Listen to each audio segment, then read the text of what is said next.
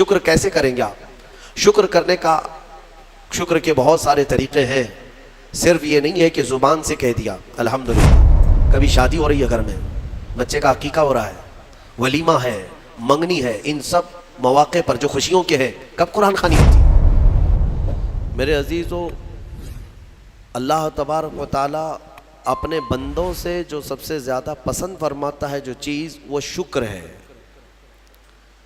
اور شیطان اگر سب سے زیادہ کسی چیز سے تمہیں دور کرتا ہے تو اللہ کے شکر سے ہی، کیونکہ اس نے چیلنج کیا ہے اللہ تعالیٰ کی بارگاہ میں۔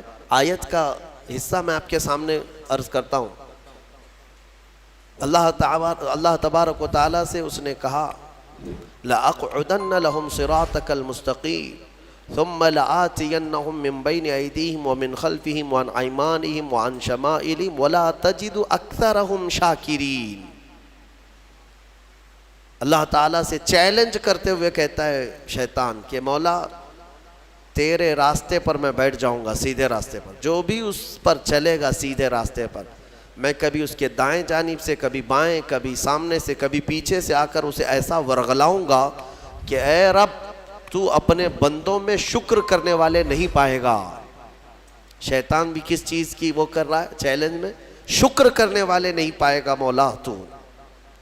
اور اللہ نے قرآن میں فرمایا وَقَلِيلٌ مِّنْ عِبَادِيَ الشَّكُورُ، میرے بندوں میں شکر کرنے والے بہت کم ہیں، بہت کم ہیں۔ اب جب رحمان فرما رہا ہے تو پھر یہ جو انسانوں کی تعداد ہے، کوانٹیٹی ہے، اس میں اگر پرسنٹیج نکالا جائے تو وہ انگلیوں میں گنے جاتے ہیں جو شکر کرنے والے لوگ ہیں۔ شکر اس کی اللہ تبارک و تعالیٰ نے فرمایا تم اگر شکر کرو گے لَإِن شَكَرْتُمْ لَأَزِيدَنَّكُمْ، میں زیادہ دوں گا، وَلَإِن كَفَرْتُمْ إِنَّ عَذَابِي لَشَدِيدٌ، اور اگر تم ناشکری کرتے ہو میری نعمتوں کی تو پھر سمجھ لو کہ میرا عذاب بہت ہی سخت ہے۔ اللہ عز و جل اس چیز کو سخت ناپسند کرتا ہے کہ اس کی نعمتوں کا کوئی ناشکری کرے۔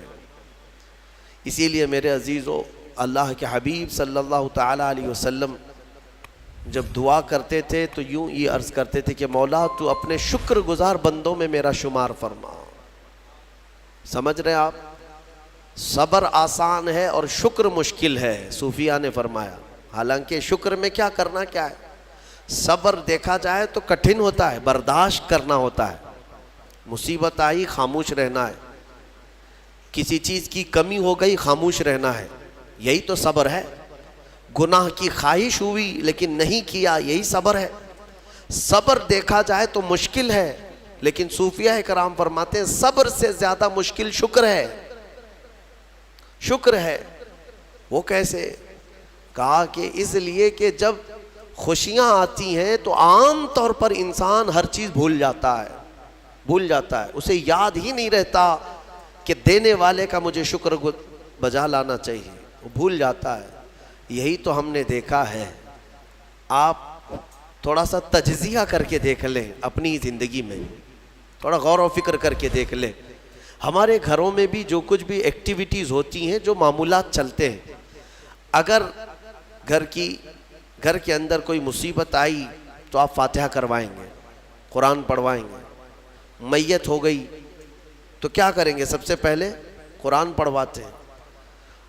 کسی کی بیماری ہو گئی، نزا کا وقت آیا، کسی کو بلایا، قرآن پڑھوا رہے ہیں۔ بہت سخت بیمار ہے، پانی پڑھ کر کے پھکوا رہے۔ یہ ساری مصیبتوں کے وقت آپ قرآن یا عبادت کی طرف جا رہے ہیں، سجدہ کر رہے ہیں۔ لیکن کبھی شادی ہو رہی ہے گھر میں، بچے کا عقیقہ ہو رہا ہے، ولیمہ ہے، منگنی ہے، ان سب مواقع پر جو خوشیوں کے ہیں کب قرآن خوانی ہوتی ہے؟ کب قرآن پڑھا جاتا ہے؟ کیا رب ذوالجلال کی بارگاہ میں پہلے سے کوئی شکرانے کی محفل ہوتی ہے؟ بہت کم دیکھا گیا۔ موت پر، غم پر، بیماری پر دعائیں مانگی تو ضرور جاتی ہیں، قرآن پڑھا تو جاتا ہے، لیکن خوشیوں کے موقع پر بندہ بھول جاتا ہے۔ اسی لیے صوفیہ اکرام نے فرمایا شکر جو ہے یہ مشکل ہے، اور منافق شکر نہیں کر سکتا۔ یہ مومن کو عطا کی ہوئی نعمت ہے شکر کرنا۔ شکر کیسے کریں گے آپ؟ شکر کرنے کا، شکر کے بہت سارے طریقے ہیں، صرف یہ نہیں ہے کہ زبان سے کہہ دیا الحمدللہ، بلکہ تمہارے ہاتھ و پیر بھی شکر بجا لاتے ہیں، تمہاری زبان بھی اور تمہارا دل بھی، تینوں طریقے ہیں شکر کے۔ کسی کی زبان چلتی ہی نہیں تو کیا وہ شکر گزار نہیں ہے؟ لیکن اگر اللہ رب العزت کے حوالے اپنے آپ کو کر دیا، دل سے وہ کہتا ہے کہ مولا میرا کچھ نہیں، سب تیرا ہے، وہ دل سے کہہ رہا ہے، اس کے دل کا شکر ہے۔ وہ ہاتھ اور پیر اگر عبادت کے لیے اٹھاتا ہے تو یہ ہاتھوں اور پیروں کی طرف سے اللہ کا شکر ہے، اور پھر زبان سے اگر کہتا ہے تو یہ زبان کا شکر ہے، الحمدللہ۔ اور میرے عزیزو، اللہ تبارک و تعالیٰ کو شکر ہی پسند ہے، اور شکر کا جو سب سے بہترین لفظ ہے وہ کیا ہے؟ شکر کرنے کا اللہ کا سب سے بہترین لفظ کیا ہے؟ الحمدللہ، یہی ہے نا۔ آپ کو عادت ڈالی گئی ہے کہ کسی نے بھی اگر آپ سے پوچھا کہ طبیعت کیسی ہے تو آپ کیا کہتے ہیں؟ الحمدللہ، چاہے سر درد ہو ہی رہا ہو لیکن آپ کہتے ہیں الحمدللہ۔ یہ شکر کرنے کا سب سے بہترین لفظ کیا ہے؟ الحمدللہ۔ اب میں آپ کو بتاتا ہوں یہ سب سے بہترین لفظ ہے، اسی لیے دیکھو کہ اللہ نے اپنی کتاب، آخری کتاب قرآن بھی اپنے حبیب پر اتارا تو اس کا سب سے پہلا ورڈ کیا رکھا؟ الحمدللہ۔ الحمدللہ سے پورا قرآن شروع ہوا۔ پھر تم اگر مولا کی بارگاہ میں عبادت کے لیے کھڑے ہوئے، نماز کے لیے رکعت باندھے، امام اگر کہیں سے جہر میں شروع کیا تو کہاں سے؟ نماز میں بھی اگر امام قرات شروع کرتا ہے تو کہاں سے شروع کرتا ہے؟ الحمدللہ سے ہی شروع کرے گا۔ میرے عزیزو، اتنا ہی نہیں بلکہ روایتیں ملتی ہیں کہ آدم علیہ السلام کو جب پیدا کیا گیا اور ان کے جسم میں روح ڈالی گئی، آپ کو چھینک آئی، سب سے پہلے آپ کی زبان سے نکلا الحمدللہ۔ اس سے اندازہ کرو کہ میرا مولا شکر پسند کرتا ہے، شکر پسند کرتا ہے۔ اسی لیے 30 سے زیادہ مرتبہ تم سے پوچھ رہا ہے مولا کون کون سی نعمتوں کو جھٹلاؤ گے؟ تم اللہ رب العزت کے آگے سیرنڈر ہو جاؤ، سپرد ہو جاؤ کہ مولا نہیں، میں تیری کسی نعمت کا انکار نہیں کرتا۔ تمہیں اندازہ بھی نہیں ہے تمہارے پاس نعمتیں کیا کیا مولا نے دیا ہے، تمہیں اندازہ بھی نہیں ہے۔ وَإِن تَعُدُّوا نِعْمَةَ اللَّهِ لَا تُحْصُوهَا، اللہ فرماتا ہے اگر تم گننا چاہو گے اللہ کی نعمتیں ہرگز گن نہیں سکو گے۔ کیسے گنیں گے؟ ایک بزرگ نے لکھا ہے کہ اگر کوئی طے کر لیا، توجہ چاہتا ہوں، شیخ سعدی رحمۃ اللہ علیہ کے حوالے سے یہ بات ملتی ہے، کسی نے طے کر لیا کہ میں اللہ کی ساری نعمتوں کا شکر بجا لاؤں گا، اس نے جو بھی میری نعمتیں دی ہیں سب نعمتوں کا میں شکر بجا لاؤں گا، ٹھیک ہے؟ تمہاری زبان اللہ نے دیا ہے، یہ ایک نعمت ہے، ناک نعمت ہے، کان نعمت ہے، آنکھ نعمت ہے، ہاتھ ہیں، انگلیاں ہیں، پورے جسم میں ایک ایک عضو اللہ کی نعمت ہے۔ پھر پلس اس کے علاوہ جینے کے لیے جو یہاں پر گھر دیا یہ نعمت ہے، زمین پر چلنے کی طاقت دی یہ نعمت ہے، اور سونے کے لیے ہمیں بستر دیا، پہننے کے لیے کپڑے دیا یہ نعمت ہے، رشتہ دار دیا یہ نعمت ہے، اولاد دیا یہ نعمت ہے، ماں باپ دیا یہ نعمت ہے، اچھے دوست دیا یہ نعمت ہے، اسلام دیا یہ نعمت ہے، ایمان پر رکھا یہ نعمت ہے، اپنے آخری نبی کی امت میں پیدا کیے یہ نعمت ہے۔ یہ ہزاروں نعمتیں ہیں، لیکن اگر تم چلو طے کر لیتے ہو کہ میں اللہ کی ساری نعمتوں کا ایک ہی بات دیگرے شکر بجا لاؤں گا، اے اللہ تو نے مجھے زبان دی الحمدللہ، تو نے مجھے ناک دی الحمدللہ، سب نعمتوں کا شکر کرنے کا اگر کسی نے ارادہ کر لیا تو شیخ سعدی فرماتے ہیں تو پہلے وہ بیٹھ جائے، اس کو اللہ نے جو سانسیں دی ہیں نا یہ سب سے بڑی نعمت ہے۔ ایک سانس اندر جاتی ہے یہ نعمت، سانس باہر نکلتی ہے یہ نعمت۔ اگر تم نے سانس لے لیا نکلی نہیں باہر تو ختم ہو گئی تمہاری زندگی، اور سانس نکلی اندر لے نہیں پا رہے ہو یہاں پر بھی زندگی ختم۔ سانس لینا ایک نعمت، سانس باہر چھوڑنا یہ ایک نعمت۔ شیخ سعدی فرماتے ہیں اور ہر سانس نئی ہوتی ہے، پرانی سانس نہیں آئے گی، پھر ہر سانس نئی ہے، تو ہر سانس کے بدلے ہی تم اگر الحمدللہ کہتے رہ جاؤ گے تو زندگی گزر جائے گی سانسوں کے شکر پر، باقی نعمتیں ویسی ہی رہ جائیں گی، صرف سانسوں کے شکر پر تو زندگی گزر جائے گی۔ میرے عزیزو، اندازہ بھی نہیں کر سکتے کہ اللہ نے کون کون سی نعمتوں سے نوازا ہے۔ تمہیں پتہ ہے، میں ایک مرتبہ اس چیز کو بھی پڑھا تھا کہ اگر تمہیں سانس خرید کر کے لینا پڑ جائے، ہاسپٹل میں جا کر کے دیکھو، آکسیجن کا ایک سلنڈر جو کبھی مریضوں کو لگایا جاتا ہے کتنی قیمت کا ہوتا ہے، دن بھر میں وہ کتنے سلنڈر سانس کھینچتا ہے۔ اس اعتبار سے اگر تمہاری زندگی 60 سال کی ہوئی اور 60 سال تمہیں آکسیجن خرید کر کے لینا پڑا، تو تقریباً اس کی قیمت جو ہے کئی 100 کروڑ میں چلی جاتی ہے۔ ایک اندازے کے مطابق 50 سے 60 کروڑ کا آکسیجن تمہیں لگ جاتا ہے، تو کیا یہ ہر آدمی کیپیبل ہے اپنی سانسوں کو پیسے سے خرید سکے گا؟ اور رب ذوالجلال نے تمہارے لیے اتنی آسانیاں کی ہیں کہ سانس ایسا نہیں ہے کہ فلاں شہر میں ملتی ہے جا کر کے لائیں اور پھر کھینچیں، تم جہاں ہو تمہاری ناک کے قریب ہوائیں کیا ہے۔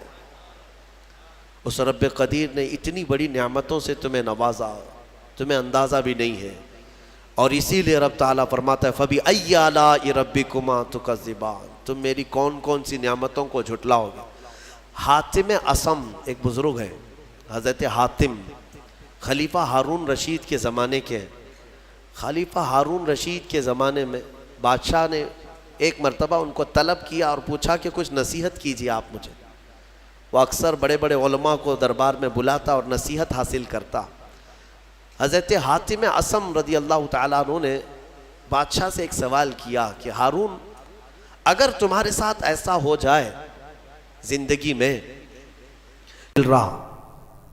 اور پیاس کی شدت ایسی ہے کہ تم بلک رہے ہو، اگر تم کو کوئی ایک گلاس پانی دینا چاہے اور وہ پیسوں میں دینا چاہے، اور اس آدمی کے علاوہ کسی کے پاس پانی نہیں ہے، تم ایسی جگہ پر پہنچ گئے ہو جنگل میں یا صحرا میں، تو تم اس کو کتنے پیسے دے کر خرید سکتے ہو؟ ایک گلاس پانی وہ بہت بڑی قیمت لگا رہا ہے، تم کو اگر بہت شدت کی ضرورت ہے تو تم کتنا مال دے کر کے خریدو گے؟ خلیفہ ہارون رشید نے کہا میں اپنی آدھی سلطنت بھی دینے کو تیار ہو جاؤں گا ایک گلاس پانی، کیونکہ ضرورت ہے انسان کی، جان بچانا ہے۔ تو حاتم اصم نے کہا ٹھیک ہے، تمہیں پانی تو مل گیا، کبھی ایسا ہوا تمہاری زندگی میں تم نے پانی تو پی لیا، پیٹ بھر کر پی لیا، پیٹ بھر کر کے، لیکن پانی اب نکلتا نہیں ہے، باہر نہیں نکلتا پانی، کوئی صورت ہی نہیں ہے کہ تمہارا پانی باہر آئے، پیشاب بند ہو چکا ہے۔ کوئی ایک حکیم ایسا ہے جو تم سے یہ کہے کہ میں تیرے پیٹ کا پانی باہر نکال دوں گا تو تو اسے کتنی قیمت دے گا؟ ہارون رشید نے کہا اس کو بھی میں اپنی آدھی سلطنت دے دوں گا، میرا پانی نکالتا ہے۔ تو حضرت حاتم اصم نے فرمایا ہارون، تیری پوری سلطنت کی قیمت ایک گلاس پانی کے برابر ہے، اگر نہ ملے تو آدھی سلطنت اور مل جائے نکالنے کے لیے آدھی سلطنت، تو سوچ وہ رب ذوالجلال بغیر کسی قیمت کے روز تجھے پلاتا بھی ہے اور روز تیرے سے نکالتا بھی ہے، کتنی بڑی نعمت ہے تیرے لیے۔ میرے عزیزو، میں آپ کو ایک چیز بتاتا ہوں، میرے آقا صلی اللہ تعالیٰ علیہ وسلم نے اپنی امت کو سب سے زیادہ اگر دعائیں سکھائی ہیں تو وہ شکر کی دعائیں تلاش کر لینا۔ یہ میرے مطالعے کے اعتبار سے میں آپ کو بتا رہا ہوں، آپ روزمرہ کی زندگی میں جو چیز بھی کرتے ہیں اس میں اللہ کا شکر ہے۔ میرے آقا نے سکھایا، آپ کھانا کھانے کے لیے بیٹھ رہے ہیں، بسم اللہ پڑھ کر کے شروع کیے، کھانا ختم ہونے کے بعد میرے آقا نے سکھایا ہے الحمدللہ الذی اطعمنا وسقانا وکفانا وجعلنا من المسلمین۔ کیا ہے؟ تمام تعریفیں اس اللہ کے لیے، شکر ہے اس مولا کا جس نے ہمیں کھلایا پلایا، اور ہمیں ہدایت دیا اور مسلمان بنایا. کھانے کے بعد بھی میرے آقا نے یہی سکھایا. کھانے کے بعد تمہیں کرنا کیا ہے؟ یہی ہے. اچھا، اور نیند لگ رہی ہے، سونے کے وقت کہا بسم اللہ پڑھ کر کے سو جاؤ. لیکن سو کر کے اٹھتے ہو، اگر نیند کھلتی ہے تو میرے آقا فرماتے ہیں یہ پڑھو الحمدللہ الذی احیانا بعد ما اماتنا. الحمد سے ہی شروع ہے. تمام تعریفیں اس اللہ کے لیے جس نے ایک موت کے بعد مجھے دوبارہ اٹھایا ہے. ہاں، آپ کیا سمجھتے ہیں؟ نیند جو ہے موت کی بہن ہے. اگر کوئی سویا، مولا چاہے تو اس کی آخری نیند ہو سکتی ہے. بہت سارے ایسے ہیں جو سوئے اور پھر اٹھ ہی نہیں سکے. نیند کی حالت ایسی ہوتی ہے کہ وہ آدھی موت کے برابر ہے، اس کو خبر نہیں ہوتی، اسی میں وہ چلا بھی جا سکتا ہے. اور پھر جب تمہیں بیدار کرتا ہے مولا تو یہ نعمت ہے، بہت بڑی نعمت ہے کہ تمہیں موت کے منہ میں لے جا کر واپس لے آیا. جب بھی تم اٹھتے ہو میرے آقا نے فرمایا شکر بجا لاؤ. شکر ہے اس اللہ کا، تمام تعریفیں اس اللہ کی. بعد ما اماتنا احیانا بعد ما اماتنا، ہمیں موت دینے کے بعد دوبارہ اٹھایا ہے، اس اللہ کا شکر ہے. سو کے اٹھو تو الحمدللہ. اتنا ہی نہیں میرے عزیزوں، میرے آقا صلی اللہ تعالیٰ علیہ وسلم فرماتے کپڑا اگر پہن لیا تو بھی پڑھو الحمدللہ الذی کسانی ھذا. تمام تعریفیں اس اللہ کے لیے جس نے مجھے یہ جوڑا پہنایا. ہاں، ورنہ اگر مولا تعالیٰ نہ چاہے تو کسی جسم پر کپڑا بھی نہیں آئے گا. وہ روز تمہیں پہناتا ہے، تمہارے ستر کو چھپاتا ہے. اتنا ہی نہیں، میں آپ کو بتاؤں، استنجا کے لیے بھی جاتے ہو، پیشاب کے لیے فرمایا گیا کہ بسم اللہ پڑھ کر کے تو جانا ہے اور اللہ کی پناہ مانگ کر کے جاؤ. بسم اللہ اللہم انی اعوذ بک من الخبث والخبائث. لیکن جب تم استنجا کر کے باہر آتے ہو تو حضور نے فرمایا پھر یہ کہو الحمدللہ الذی اذھب عنی الاذى وعافانی. وہاں بھی شکر ہے. کس بات کا شکر ہے؟ تمام تعریفیں اس اللہ کی، اس کا شکر ہے جس نے اذیت دینے والی، تکلیف دینے والی چیز کو میرے جسم سے دور کیا. تمہیں اندازہ ہے زہر ہے یہ جو اندر استنجا جمع ہو جائے تو آسانی سے آج پیشاب کر لیتے ہو، آسانی سے آج تم حاجت کر لیتے ہو، پخانہ ہو جاتا ہے، تو اس کو یوں مت سمجھ لینا کہ تمہارا کمال ہے. یہ رب تعالیٰ کی ہزار نعمتوں میں سے ایک نعمت ہے. اگر پیشاب تمہارا رک گیا، کڈنی کام کرنا چھوڑ دیتی ہے. آج جاؤ ہاسپٹلوں میں دیکھو ڈائلیسس کی مشینوں پر کتنے مریض سوئے ہوئے ہیں. تمہیں پتہ ہے پیشاب اگر نہیں نکلتا تو آج کے زمانے میں نیا ایک علاج ہے. ڈاکٹرز کیا کرتے ہیں کہ پانی جو ہے یہ پیشاب پورا خون میں مل جاتا ہے اور زہر بنتا ہے جسم میں. اگر ایک دن پیشاب نہیں ہوا تو پانی تمہارا جسم میں بھر جائے گا. اسی کو کریٹینن کا لیول بڑھنا کہتے ہیں. زہر بھر جاتا ہے. اب اس کو نکالے کیسے؟ باہر آتا نہیں ہے، باہر آتا نہیں ہے. ڈاکٹر اس کے لیے ڈائلیسس کی مشین اس کو لٹاتے ہیں. کیا کرتے ہیں؟ بڑی موٹی موٹی 2 سوئیاں یہاں حلق میں ڈالتے ہیں گردن کے پاس، یا پھر ہاتھ سے ایک پائپ جسم کا پورا خون نکالتا ہے اور مشین میں ڈالتا ہے، اور مشین فلٹر کرتی ہے. دوسرے پائپ سے فلٹر کیا ہوا خون اندر جاتا ہے، اور جو پانی ہے وہ مشین نکال کر کے باہر ایک ڈبے میں پھینکتی رہتی ہے. میرے عزیزو، میں نے اپنی آنکھوں سے دیکھا ہے ایک بار ڈائلیسس کرنے کے لیے 4 گھنٹے لگتے ہیں. 4 گھنٹے لگتے ہیں.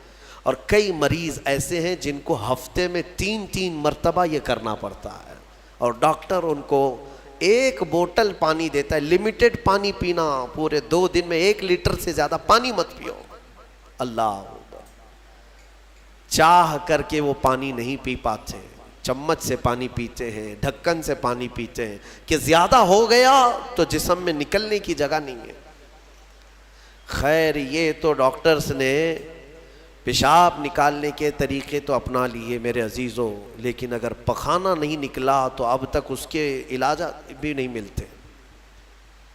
کھا لیا آپ نے، اگر یہ غلاظت نہیں نکل پائی تمہارے اندر تو پورے جسم میں یہ زہر بن کر کے پھیل جائے گا، موت کا سبب بن جاتا ہے۔ جب ہم بیت الخلاء میں جاتے ہیں اور پیشاب پاخانہ کر کے نکلتے ہیں تو تمہیں کیا لگتا ہے؟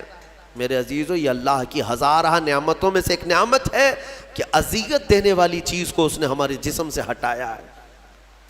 اسی لیے مولا فرماتا ہے فَبِأَيِّ آلَاءِ رَبِّكُمَا تُكَذِّبَانِ، تم میری کون کون سی نعمتوں کو جھٹلاؤ گے؟ اچھا، یہ تو نکلنے والی بات میں نے کیا نا، نکلنے والی بات، لیکن تمہیں پتا ہے تمہیں اگر کھانے کے لیے بھوک نہ لگے تو کچھ نہیں کر سکو گے۔ کھانے کی خواہش ہونا یہ اللہ کی نعمت ہے، بھوک لگنا یہ اللہ کی نعمت ہے۔ اچھا یہ بھی میں آپ کو بتا دوں، بھوک لگتی نہیں ہے کسی کو تو یہ مصیبت ہے، کھا ہی نہیں سکتا، بغیر بھوک کے وہ اندر لے بھی نہیں سکتا لقمہ۔ یہ رب تبارک و تعالیٰ کی طرف سے نظام رکھا گیا ہے، وہ بھوک لگتی ہے وہ کھاتا ہے۔ اور ایک بات میں بتا دوں، ایک بڑی بیماری ہے دنیا کی، بھوک تو بہت لگتی ہے، آدمی کھائے جاتا ہے لیکن پیٹ بھرتا نہیں، سیرابی نہیں ہوتی، شکم سیر نہیں ہوتا۔ یہ بیماری ہے ہیضے کی بیماری۔ اس بیماری میں حجاج بن یوسف مر گیا، ہاں بڑا گورنر تھا، جانتے ہیں بھوک اتنی لگتی تھی اس کو کہ ایک مرتبہ ایک گائے پوری ذبح کر کے بھون کر کے اس کو کھلائی گئی، پیٹ نہیں بھرا، خواہش ابھی بھی باقی ہے، بھوک ابھی بھی ہے، اور کچھ کھلا دو اور کچھ کھلا دو۔ اس کو پھر انڈے کھلائے گئے، مرغیاں کھلائی گئی، اتنا کھلایا گیا کہ پیٹ پھٹ گیا، پیٹ پھٹ گیا اور زہریلا ہو گیا۔ آپ کو کیا میں بتاؤں، پیٹ 4 لقمے کھانے کے بعد، کسی کو 10 لقمے کھانے کے بعد ایسا لگتا ہے نا پیٹ بھر گیا، الحمدللہ پیٹ بھر گیا ہے۔ یہ جو شکم سیر آپ کو لگتا ہے یہ اللہ کی نعمت ہے۔ کچھ لوگوں کو یہ بیماری ہے کہ تم ان کو 4 کلو بھی اندر کچھ ڈال دو تو یہاں کی جو چاہت ہے وہ نہیں جائے گی، ہاں خواہش نہیں ختم ہوگی۔ اسی طرح پیاس لگنا اللہ کی نعمت ہے، اور پیاس کا بجھ جانا یہ بھی نعمت ہے۔ سکرات کے وقت میں فرمایا گیا کرے ایک ندی پانی بھی اس کو پلایا جائے تو یہ حلق نہیں سوکھے گا، پیاس باقی رہے گی، اور پانی اور پانی اور پانی۔ تم اندازہ کر سکتے ہو، ایک گلاس پانی پینے کے بعد اگر ٹھنڈک لگی، ہاں پیٹ بھر گیا، پیاس بجھ گئی، نعمت ہے اللہ کی یہ۔ اور ایک بیماری یہ ہے کہ اس کے اندر ایک بالٹی پانی بھی ڈال دیا جائے تو حلق نہیں سوکھتا، پیاس بجھتی نہیں ہے، پھر زبان چپکنے لگتی ہے، حلق سوکھنے لگتا ہے، یہ بیماری ہے۔ میرے عزیزوں، میں تو صرف تمہارے جسم کی نعمتیں گنا رہا ہوں، تمہیں اندازہ بھی نہیں ہے۔ ابھی چند دنوں قبل میں نے اپنے بچوں کے سامنے بھی ایک بات عرض کیا تھا، میں 1-2 سال قبل شاید ایک مطالعے میں تھا، کسی چیز کی اسٹڈی میں، ایک نئی چیز میرے مطالعے پہ آئی تھی۔ ایک صاحب کئی دنوں سے وہ بیمار رہتے تھے، ان کو ہوتا کیا تھا، چلتے تھے تو اچانک ٹیڑھے ہو جائے اور ایسا لگے کہ دیوار گر رہی ہے، روڈ پہ چلے تو ایسا لگے کہ یہ گاڑی میرے اوپر گرے گی۔ ہاں یہ ایک بیماری ہے۔ آپ زمین پر کھڑے ہوتے ہیں، 2 پیروں سے کھڑے ہوتے ہیں نا، بیلنس کیسے رہتا ہے تمہارا؟ یہ چاہے موٹے ہو تگڑے ہو لیکن سیدھے تو کھڑے رہتے ہو، اور چلتے ہو تو کیا ایک طرف جھک جھک کے چلتے ہو، کبھی ادھر کبھی ادھر نہیں، ہوائیں چاہے جتنی بھی آئیں آپ سیدھے چلتے ہیں۔ یہ کون ہے جو تمہارے بیلنس کو مینٹین کیا ہوا ہے؟ صرف 2 ٹانگوں پر تمہارے پورے وزن کو کس نے قائم رکھا ہے؟ اگر تجربہ کرنا ہے تو مٹی کا ایک پتلا اس طرح سے چلا کر کے دکھاؤ، 2 ٹانگوں پر چلا کر کے دکھاؤ، بیلنس کون رکھے گا؟ ارے پتلے بھی اگر بنا کر کے کھڑا کرتے ہیں کہیں اسٹیچو تو انہیں گاڑ دیتے ہیں، کھڑا نہیں کر پائیں گے۔ اتنا تمہاری ہی وزن کے بارے 80 کلو کا ایک پتلا بناؤ مٹی کا اور اس کو صرف پیروں پہ کھڑا کر کے دکھاؤ، نہیں کھڑا ہوگا، ہوا آئے گی گر جائے گا۔ تمہیں ہوا کیوں نہیں گراتی؟ کون ہے جو تمہیں برقرار رکھا ہوا ہے؟ آپ کو میں بتاؤں تو حیرت ہوگی آپ کو کہ کون سی چیز مینٹین کرتی ہے. پتہ ہے آپ کو کون سی چیز تمہارے جسم کے اندر؟ نہ تمہارے ہاتھ نہ تمہارے پیر. اللہ اکبر, اللہ کی نعمتوں پر قربان جاؤ. ایک صاحب انہوں نے مجھ سے ملاقات کی تھی اور اپنی بیماری یہ بتائی تھی کہ ایسا لگتا ہے, تعویذ بھی کرائے, دعا بھی کرائے, وظیفے بھی کروائے, بہت ساری. ایک ماہر دانشور تھے, انہوں نے مجھ سے یہ کہا کہ مولانا مسئلہ یہ ہے کہ ہمارے دونوں کانوں کے بیچ میں ایک چھوٹا سا پارا, ایک قطرہ ہوتا ہے پارے کا, لکوڈ پارا. دیکھیں آپ بی پی چیک کرنے کے وقت جو چڑھتا اترتا ہے مشینوں پہ, اس طرح کا ایک ہلکا سا ایک لکوڈ قطرہ ہمارے دونوں کانوں کے برابر بیچوں بیچ ہوتا ہے, اور وہ قطرہ ہے جو پورے بیلنس کو مینٹین کرتا ہے. وہ ایک قطرہ ہے, اگر اس قطرے کے اندر ذرا برابر بھی ادھر ادھر ہوا, وہ ایک طرف ہو گیا تو آدمی یوں چلنے لگ جائے گا. اگر وہ اس طرف ہو گیا قطرہ تو پھر آدمی اس طرف جھک جائے گا. اور یہ جلدی ہوتا نہیں ہے, وہ اتنا مضبوطی کے ساتھ پورے انسانوں کے جسموں کو سنبھالے رکھتا ہے. میرے عزیزوں, پھر میں یہ پوچھتا ہوں فَبِأَيِّ آلَاءِ رَبِّكُمَا تُكَذِّبَانِ, تم اپنے رب کی کون کون سی نعمتوں کو جھٹلاؤ گے. اور ایک بات, عجیب چیزیں میں نے دیکھی, کبھی ہم غور نہیں کرتے نا اپنے جسم میں, اور اسی لیے میرا رحمان فرماتا ہے وَفِي أَنفُسِكُمْ أَفَلَا تُبْصِرُونَ, تمہاری ذات میں میری نشانیاں ہیں, تم دیکھتے نہیں. اللہ پوچھ رہا ہے تمہاری اپنی ذات میں میری نشانیاں ہیں. محبوب الہی نظام الدین اولیاء رحمۃ اللہ تعالیٰ علیہ نے فرمایا اللہ تبارک و تعالیٰ تک اگر پہنچنا چاہے بندہ تو صرف اس کی نسیں جو ہے نا, اس کی رگیں, یہی کافی ہیں اس کے لیے. ہاں میرے عزیزوں, آج بھی ڈاکٹرز یہ کہتے ہیں کہ تمہارے جسم کے اندر کی نسیں اگر کھول کر کے پھیلا دی جائیں تو 10,000 کلومیٹر تک پھیل جائیں گے, یعنی تقریباً ایک دنیا گھومنے کے برابر. اتنی نسیں تمہارے جسم کے اندر ہیں کہ اگر ان کو کھول کر کے پھیلا دیا جائے تو اتنی لمبی. کون ہے جو یہ سارا مینٹین کیا ہوا ہے, اور ہر نس میں وہ خون کو دوڑاتا ہے اور پھر واپس پہنچاتا ہے دل تک. ایک چیز میں جو کہہ رہا تھا وہ یہ ہے, عجیب سی چیز ہے. ایک صاحب نے فرمایا کہ ایک بیماری ہے کہ یہ ایک صاحب ہیں کہ ان کی آنکھوں کی پلک بند ہی نہیں ہوتی. اس پر تحقیق کی گئی. میرے عزیزوں, کتنی چھوٹی چیز لگتی ہے. آپ پلکیں جھپکاتے ہیں نا, آپ کے اختیار میں نہیں, اور بہت ہلکی سی ہے, یوں کیا بند ہوئی, یوں کیا کھول دیا, آنکھیں بند ہو رہی کھل رہی ہے. آپ کو پتا ہے اس کے اندر کیا چیز ہے؟ کہا کہ ایک بہت ہلکا سپرنگ ہے ان پلکوں کے بھی اوپر. باقی سب جگہ اس طرح اپنے آپ نہیں ہوتے ہیں کہ خود سے جو ہے بند ہو رہی ہو کھل رہی ہو. کان کیا اس طرح کرتا ہے ہمارا؟ اٹھ گیا اپنے آپ, بیٹھ گیا اپنے آپ. یہ ہلکی سی پلکوں کی جو چمڑی ہے نیچے آتی اوپر جاتی, نیچے آتی اوپر جاتی, کیا چیز ہے؟ تو ایک صاحب نے ہمیں بتایا کہ بہت ہلکا سپرنگ ہوتا ہے, اگر وہ سپرنگ ختم ہوا کسی کا تو بلڈوزر سے بھی کھینچ کر کے بند نہیں کر سکو گے. ان پلکوں کی چھوٹی سی چمڑی کو کھینچ کر کے بھی بند نہیں کر سکو گے, وہ بند نہیں ہوگی پھر. اسی لیے مردوں کو دیکھو, اگر کسی کی آنکھیں بند نہیں کیا آپ نے موت کے بعد, وہ کھلی رہ گئی, تو پھر آپ گھنٹوں کھینچ کھینچ کے اس کی آنکھ بند کرو, بند نہیں ہوگی, نہیں ہوگی.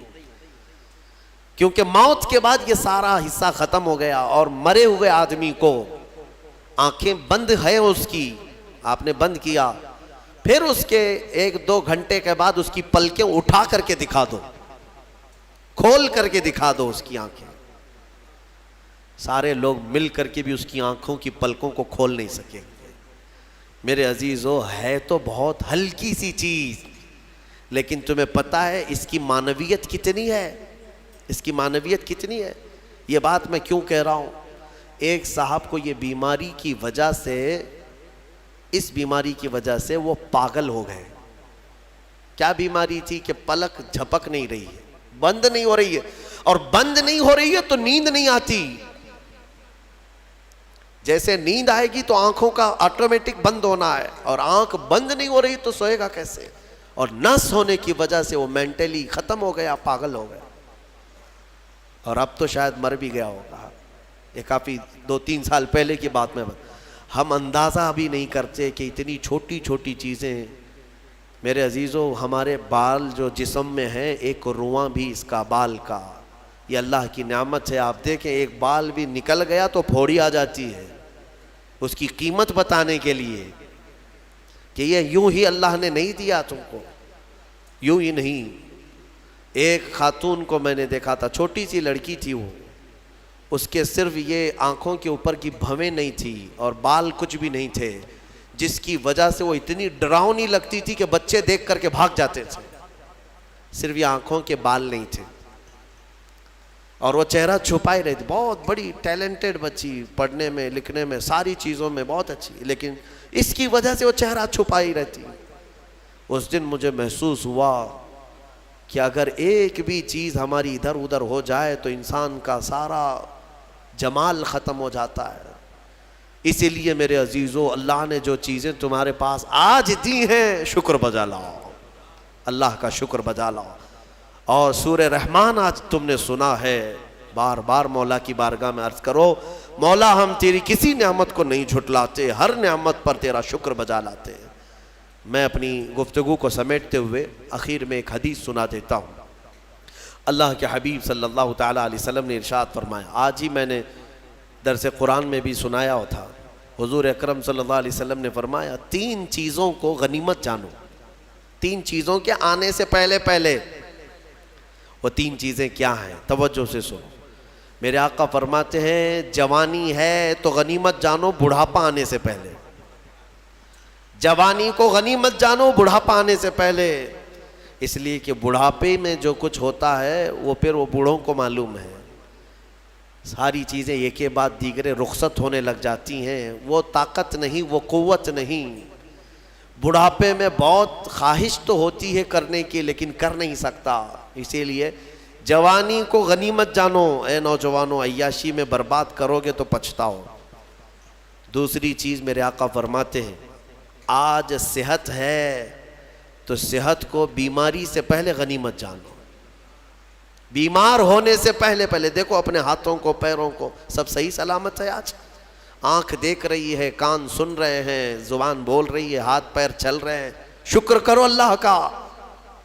اس لیے کہ ہم نے دیکھا ہے چند دنوں کے بعد ایسی بیماریاں جکڑ لیتی ہیں, سجدہ کرنا چاہتا ہے لیکن پیر مڑتے نہیں, پیر جام ہو گئے.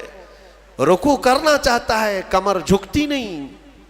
آج صحت ہے تمہارے پاس, کل آنکھیں ساتھ چھوڑنے لگ جائیں گی, کان کم سنائی دینے لگ جائیں گے, زبان میں راشا طاری ہونے لگ جاتا ہے, ہکلاہٹ آنے لگ جاتی ہے. چاہ کر کے بھی بہت ساری چیزیں تم کر نہیں پاتے. اسی لیے آج صحت ہے, غنیمت جانو اس کو.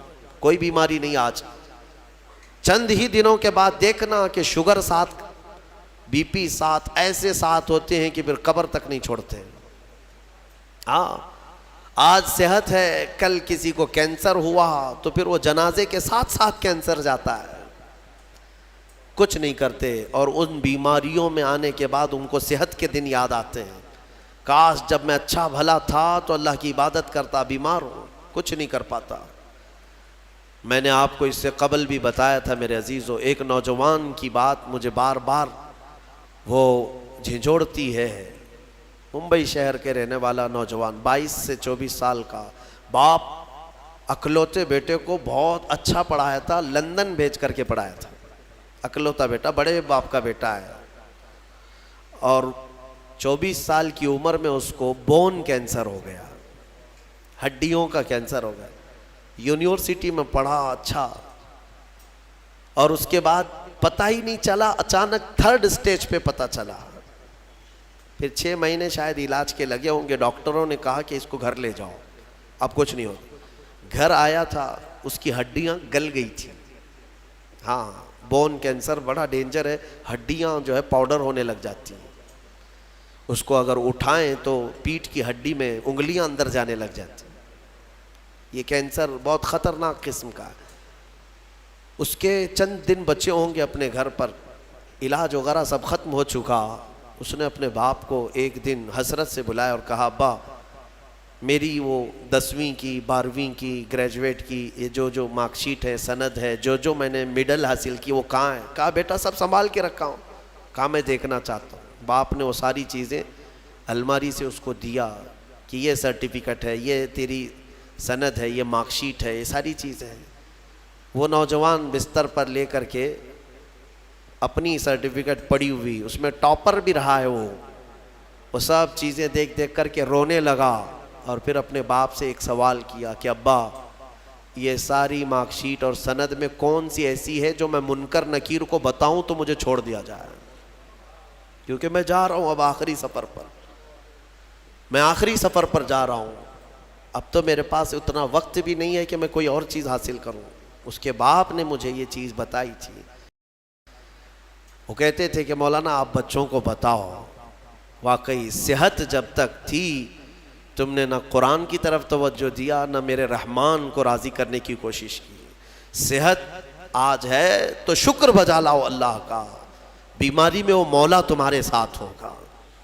2 چیزیں میں نے عرض کی ہے, جوانی کو غنیمت جانو بڑھاپا آنے سے پہلے, صحت کو غنیمت جانو بیمار ہونے سے پہلے, اور سب سے بڑی چیز میرے آقا فرماتے ہیں زندگی کو غنیمت جانو موت آنے سے پہلے. ہاں ٹھیک ہے, بڑھاپے میں کچھ تو کر سکتے ہو, بیماری میں کچھ تو کر سکتے ہو, مرنے کے بعد کیا کر سکتے ہو؟ تو اس لیے آج زندہ ہیں اسی کو غنیمت جانو کہ اللہ ابھی تو ملک الموت نہیں آیا, ابھی تمہارے پاس ٹائم باقی ہے, سانسیں چل رہی, وقت باقی, صحت بھی ہے, جوانی بھی ہے, زندگی بھی ہے, تو سب ہے تمہارے پاس. پھر اللہ کی ناشکری کرنا میرے عزیزوں یہ سب سے بڑا گناہ ہے. اسی لیے میرے آقا صلی اللہ علیہ وسلم نے فرمایا معراج کی رات میں نے جہنم میں سب سے زیادہ عورتوں کو دیکھا. حضور سے پوچھا عورتوں نے کہ کس وجہ سے؟ حضور نے وجہ یہی بتائی, ہن یکفرن العشیر, وہ اپنے شوہروں کی ناشکری کرتی ہیں, ناشکری کرتی ہیں. کب تو نے میرے ساتھ اچھا کیا, یہ لفظ کہتی ہیں جس کی وجہ سے مولا ان کو جہنم میں پہنچایا. عورت اگر شوہر کی ناشکری کی وجہ سے جہنم میں ہے تو یہ بندے جو سیدھے رحمان کے ناشکرے ہیں وہ کس قدر جہنم میں جلیں گے. اسی لیے میں ڈراتا ہوں اس بات سے کہ اللہ رب العزت کا شکر بجا لاؤ. جیسا رکھا ہے اس نے بہت ہے, بلکہ دیکھا جائے تو ہماری حیثیت سے زیادہ اس نے عطا کیا ہے. شیخ سعدی رحمۃ اللہ تعالیٰ علیہ کی وہ بات یاد آتی ہے, ان کی چپل گم ہو گئی تھی, کانٹے اور کنکر چبھنے لگے, مسجد میں آئے سجدے میں رونے لگے, سفر میں ہوں مولا میری حیثیت ہی نہیں ہے کہ اب میں چپل بھی خرید سکوں, میں اتنا غریب اور مفلس ہو گیا ہوں. باہر نکلے تو دیکھا ایک آدمی پیر کٹا ہوا بیٹھا تھا جس کے دونوں پیر نہیں تھے. تو واپس گئے اور اللہ کا شکر بجا لانے لگے, اے مولا میری تو چپل ہی نہیں ہے, اس کے پاس پہننے کے پیر بھی نہیں ہے. اسی لیے اپنے سے چھوٹوں کو دیکھو اور شکر بجا لاؤ. ہاں میں اپنے نوجوانوں سے اسی لیے کہتا تھا کہ کبھی کبھار ہاسپٹل وزٹ کرو, جاؤ کینسر کے پیشنٹ کو دیکھو, وہاں پر کبھی چہرہ سڑا ہوا ہے, کسی کا گلا سڑا ہوا ہے, کہاں کہاں کیا کیا. میں جاتا ہوں کبھی تو وہ دیکھتے ہی رونے لگ جاتے ہیں. میرے عزیزوں وہ موت و حیات کے بیچ میں موجود ایک لاش کی طرح پڑے رہتے ہیں. تم دیکھو گے تمہیں اپنی صحت پر اللہ کا شکر کرنے کا جذبہ پیدا ہوگا کہ مولا تو نے مجھے ان سب بیماریوں سے محفوظ رکھا ہے. اسی لیے میرے آقا صلی اللہ تعالیٰ علیہ وسلم نے بیماروں کو دیکھ کر, مصیبت زدہ کو دیکھ کر کے بھی جو دعا تعلیم دی وہ کیا ہے؟ اللہ تعالیٰ نے, اللہ کے حبیب نے یہی دعا سکھائی, الحمدللہ الذی فضلنا علی کثیر ممن خلق تفضیلا, الحمدللہ الذی عافانی مما ابتلاک بہ وفضلنی علی کثیر ممن خلق تفضیلا. اے مولا تیرا شکر ہے تو نے مجھے عافیت دی ہے, جس میں تو اس کو مبتلا کر رکھا ہے اس سے تو مجھے بچا کر رکھا ہے, اور سب پر تو نے اکثر بندوں پر تو نے مجھے فضیلت دی ہے. مولا یہ تیرا شکر ہے. اسی لیے میں کہوں گا فَبِأَيِّ آلَاءِ رَبِّكُمَا تُكَذِّبَانِ, اے انسانوں اور جنات تم اپنے رب کی کون کون سی نعمتوں کو جھٹلاؤ گے؟ اگر جھٹلاؤ گے تو پھر پکڑ ہوگی. مولا کریم کی بارگاہ میں عرض کرو مولا ہماری ہر سانس کے بدلے تیرا کروڑ شکر و احسان ہے، اور سب سے بڑا تیرا انعام اور تیرا شکر یہ ہے کہ مولا ہمیں لائق نہ ہونے کے باوجود تو نے اپنے محبوب کی امت میں ہمیں پیدا کیا ہے، ایمان دیا، اسلام دیا، اور مولا تیرے دربار میں اتنی التجا ہے کہ اے کریم خدا ہماری آخری سانس بھی تو ہمیں ایمان پہ عطا فرما۔